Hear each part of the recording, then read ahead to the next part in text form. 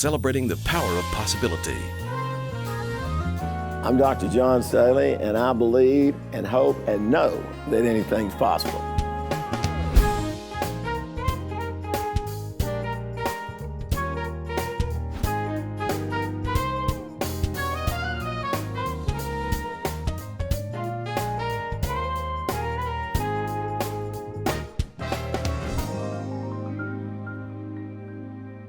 Welcome to Anything is Possible. My name is Halloran Hilton Hill, and these are great stories about great people whose lives prove possibility. And I got to tell you, my guest is Dr. John Staley. For years, people would walk up to me and say, "Have you met Dr. Staley? Have you met you got to meet Dr. Staley. You got to meet Dr. Staley." And then they truncated it. They would say, "You got to meet Doc. You got to meet Doc. You got to meet Doc." So it has been one of my great joys to get to know you, but then to have you sit here with us today as a story of possibility. Thank you for being here. I'm honored to be here, and I've always respected and admired your show and the great team you've got here. Well, thank you. Where does your life start? You born and raised in Knoxville? No, I was born in Troy, North Carolina, moved to Raleigh for the first 7.5, 8 years of my life. Then luckily we moved here to Knoxville and when I was about 8 years old. I think one of the fascinating things about your story, which has driven a lot, you know, when you hear people's story, one of the things you find out is there's always an underlying or driving force in their life. And your parents, you love your folks. Tell me about your mom and your dad. Well, I was blessed to have great parents.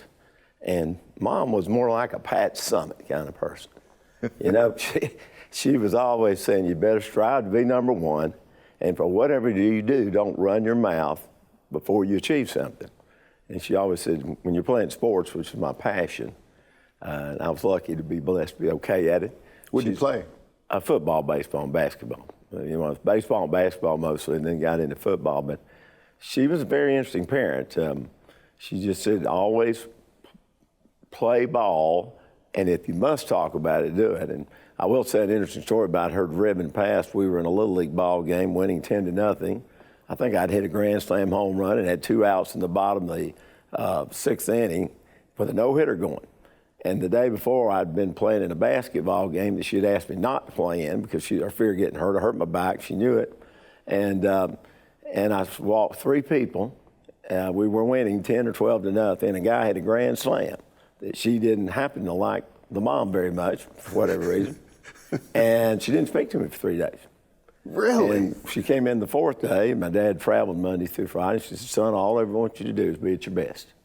And today you weren't at your best.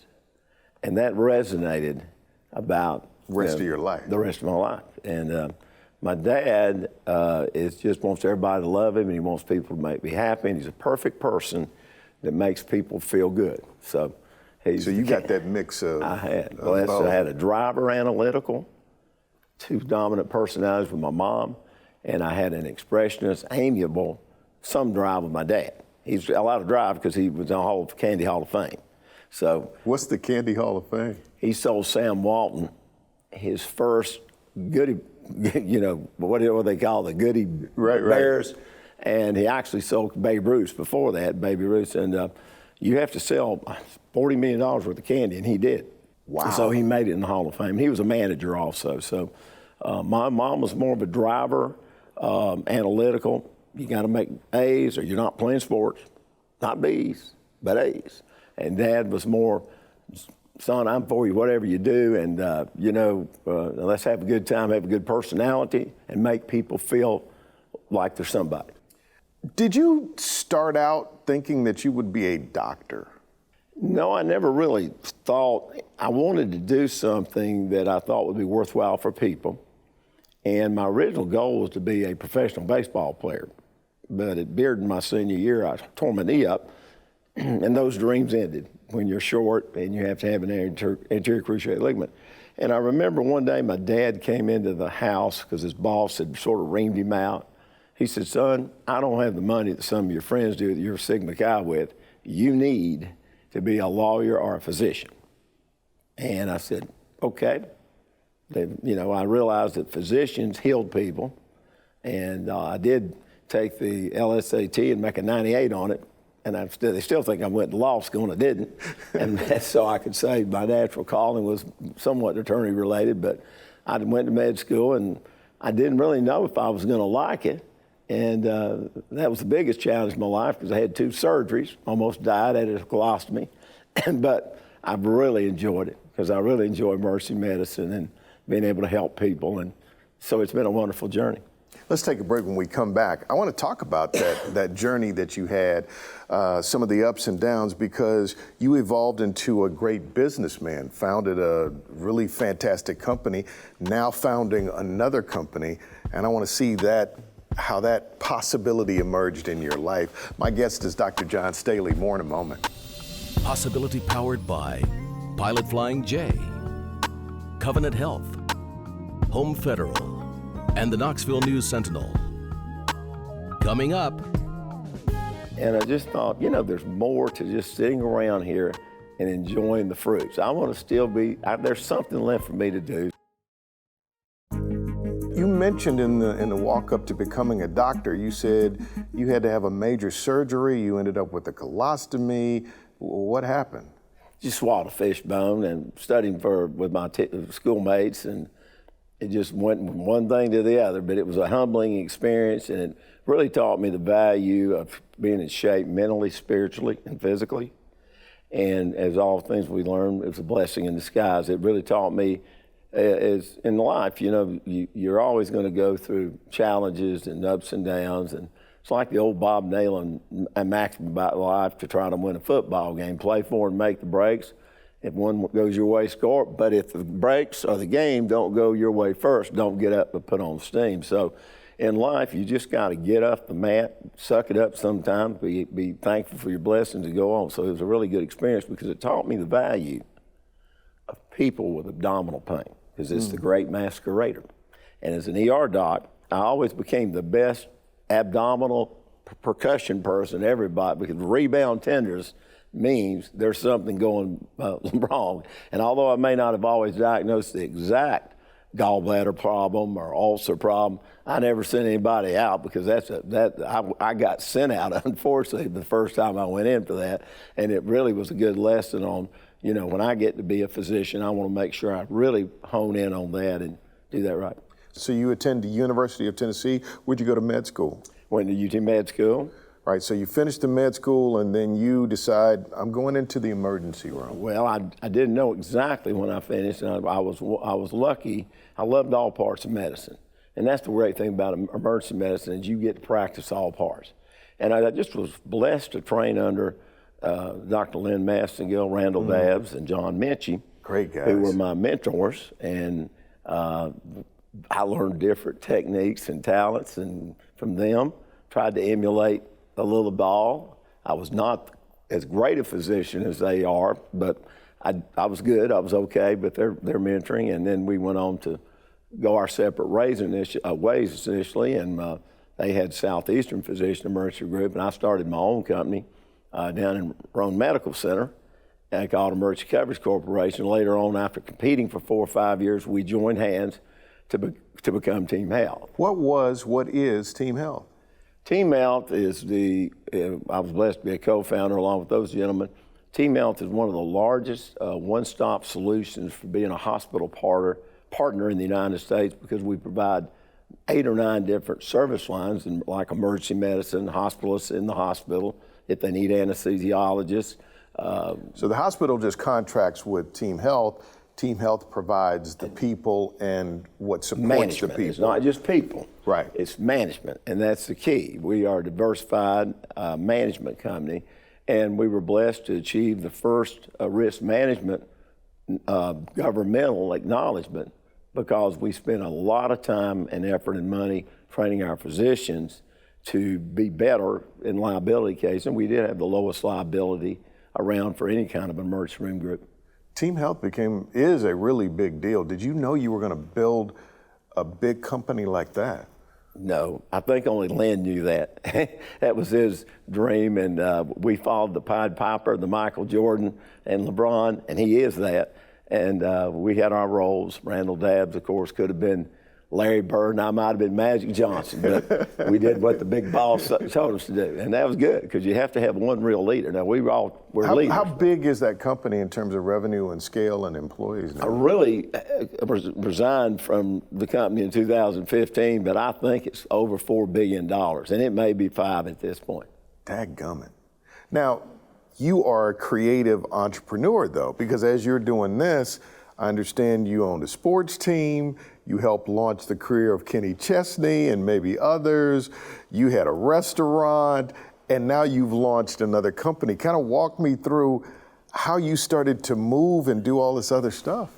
Well, Vince Scully once said, never quit dreaming. One day your wildest dreams may come true. So I always had visions of things. I will clarify that Kenny Chesney made himself. I may have helped a little bit. In fact, I talked to him last night, and that was we had a lot of fun.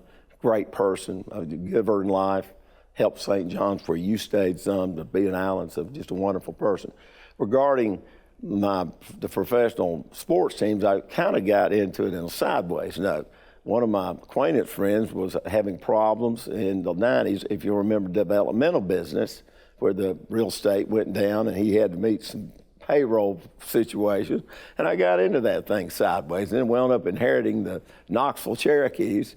And then along with one of my original partners at Team Health, we went down and took on the Huntsville Channel Cast. And thanks to Warren Payne, we wound up with the Florence PD Pride, which was a great thing. So we got into all those, and that was 10 years of fun. And we did okay with it, won 4 championships, 2 playoff. And then several of my friends wanted to get into owning a restaurant sports bar, and I was one of the original investors, and then wound up kind of being foolish enough or smart enough or both to take it on the alley and make it Doc's, and that was another 10 or 12 years. So I had several full-time jobs. Now, your latest venture, though, grew out of a need that you recognized in the marketplace through your dad. That's exactly right. My dad, as you know, elders are going to spend their last years, and Dad's been blessed to be 96, but they're going to either spend in skilled nursing, assisted living, home health, what we call hospice, which is not a good thing, and then our finally, home care. And being a physician and an RN, I said, we're going to form the first physician RN managed company. And it was actually Dr. Maskingale and I that talked about this. And we had a vision one day, a mission, that if we were going to start this, we were going to do it the best of anybody in the United States, because in companion care, you just don't have physician RN management. And so I say to people, well, what are you in? Home health? Are you in companion care? I said, well, we're kind of like Jimmy Buffett and Kenny Chesney. We ain't all country and we ain't all pop, but we're a little bit of hybrid of both, and we are.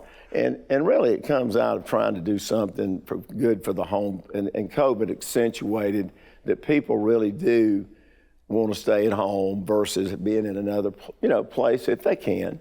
And we want to make sure that we provide the best services, diversified, one-stop solution, kind of like Team Health. Interesting enough, the name of our company is Your Home Team Care, and there's a reason, because Tell me about it. We believe team stands for certain words. The letters, acronyms. T stands for together, E for everyone, A achieves, and M's more. Together, everyone achieves more. So that's been our motto or mantra. Whatever company I've been involved with is you have to have, it's, like Three Musketeers, one for all and all for one if you're going to be successful. Team Health, Your Home Team. That's right. Yeah, so that makes sense. So one of the things that, we talked before, one of the things you learned how to do was to sell. You've learned how to sell your ideas, sell yourself, and that is a really powerful thing. I wanted to talk to you a little bit about how, if you're going to sell something, you have to be a possibility person. And the neat thing about entrepreneurs is they start with a blank sheet of paper. It's never been done. Probably most people believe that it will never be done. And then you figure it out and put together a team, and then you go after it. I would love to pick your brain about what you've learned about sales. Howard, that's a great question. I've learned a lot from a lot of people. My daddy was an A+ salesperson.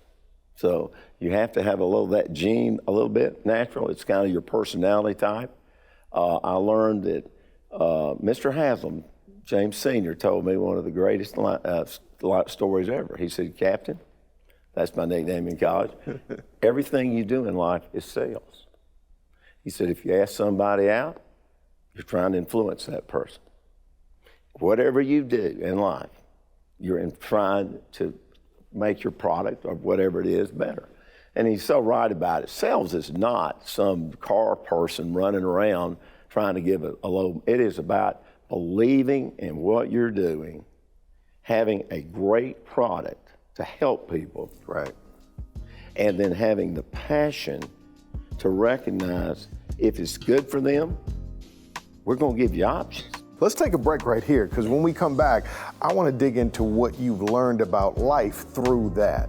My guest is Dr. John Staley. More in a moment on Anything is Possible.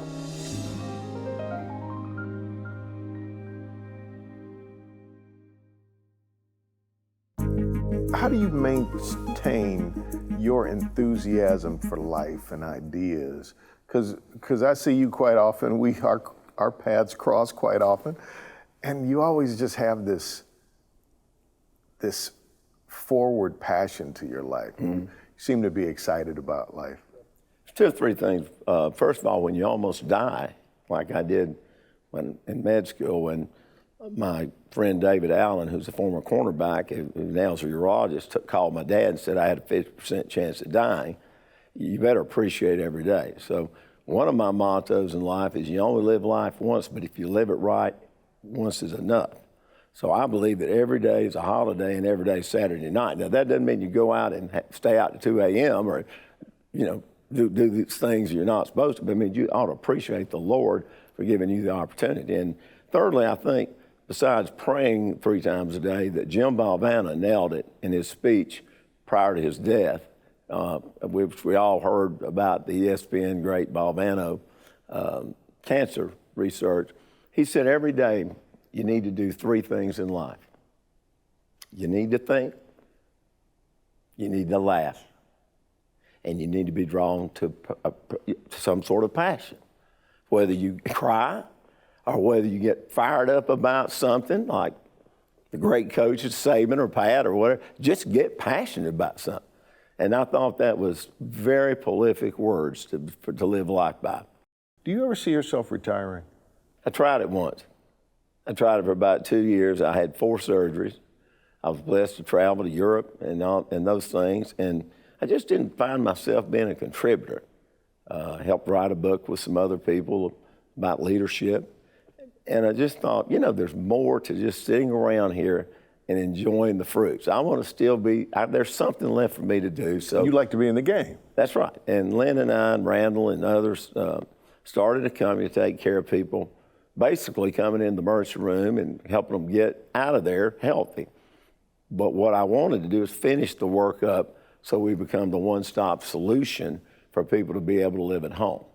So we're going to provide all the different service lines for that. And in that new business line, we actually are doing 6 services now. It's really unique.